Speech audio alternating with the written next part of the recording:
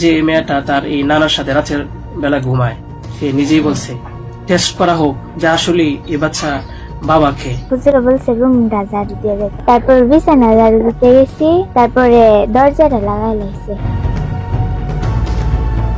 সম্প্রতি 12 বছর বয়সী একটি মাদ্রাসা ছাত্রীকে নির্যাতনের অভিযোগ উঠেছে তারই মাদ্রাসার শিক্ষকের বিরুদ্ধে। শুধু তাই নয়, সেই অত্যাচারের ফলে শিশুটি এখন 7 মাসের গর্ভবতী বলেও জানা গেছে। এমনকি এই অপকর্মের কথা কাউকে জানালে তার প্রাণনাশেরও হুমকি দিয়েছিলেন সেই শিক্ষক।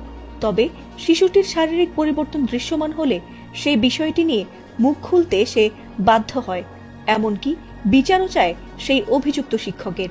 এমনকি ছাত্রীটির মা সেই অভিযুক্ত মাদ্রাসা শিক্ষকের বিরুদ্ধে মামলাও করেন, যদিও সেই শিক্ষক পলাতক রয়েছে বলে জানা গেছে। সবাই যখন তার বিচারের আশায় সরব হচ্ছেন, ঠিক তখনই ঘটল এক অদ্ভুত ঘটনা। অজ্ঞাত স্থান থেকেই এবার লাইভে এসে চাঞ্চল্যকর বার্তা দিলেন সেই শিক্ষক। এসে বলতেছে যে এই দুর্ঘটনা যে খুব বড় সমস্যা। নেত্রকোনার মদনে ঘটে যাওয়া সেই ন্যাক্কারজনক ঘটনাটি প্রকাশ পায় যখন শিশুটিকে নিয়ে তার মা গাইনি চিকিৎসকের কাছে যান, আর তাতে এই চাঞ্চল্যকর ঘটনাটি সামাজিক যোগাযোগ মাধ্যমে ব্যাপকভাবে ছড়িয়ে পড়ে। এই ঘটনাটি ছড়িয়ে পড়তেই সর্বস্তরের মানুষ সেই শিক্ষকের বিচারের দাবিতে সরব হয়েছেন। আর ঠিক সেই মুহূর্তেই থাকতে না পেরে লাইভে এসে বার্তা দিয়েছেন সেই অভিযুক্ত শিক্ষক। জানিয়েছেন শিশুটিকে তিনি মোটেই কোনো নির্যাতন করেননি।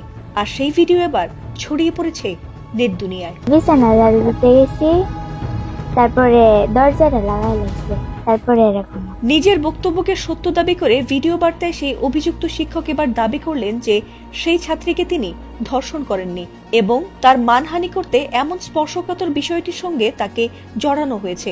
ভিডিওতে তিনি এসব অভিযোগের তীর মেয়েটির নানার দিকে দিয়ে সব অভিযোগ অস্বীকার করে বিষয়টি প্রমাণের জন্য ডিএনএ পরীক্ষারও দাবি জানান আর অনুরোধ করেন তার বিরুদ্ধে কোনো অপপ্রচার না ছড়াতে। এ সময় তিনিও দোষীর উপযুক্ত শাস্তির দাবি জানান।